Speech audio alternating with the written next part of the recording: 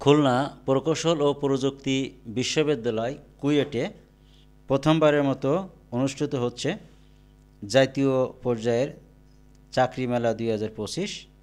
মেলাটি চলবে 2 দিনব্যাপী, 13 এবং 14 জানুয়ারি সকাল 11টা থেকে সন্ধ্যা 7টা পর্যন্ত। আমরা জানব মেলাটির বিস্তারিত।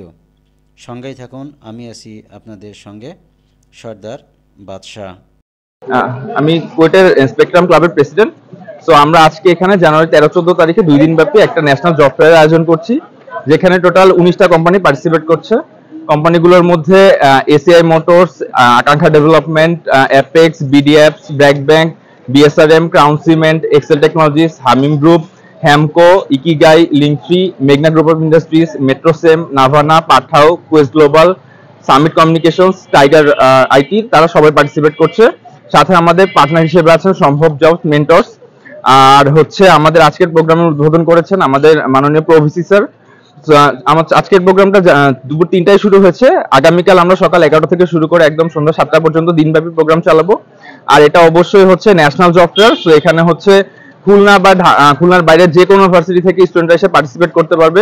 মেইনলি প্রোগ্রামটা আয়োজন করা হচ্ছে যারা গ্র্যাজুয়েট হচ্ছে রিসেন্টলি, তারা যেন এইসব কোম্পানিদের সাথে ইন্ডাস্ট্রি রিলেটেড যারা আছে তাদের সাথে পরিচিত হতে পারে, তাদের কি ধরনের রিকোয়ারমেন্টস থাকতে পারে সেগুলো সম্পর্কে তাদের থেকে ইনফরমেশন নিতে পারে।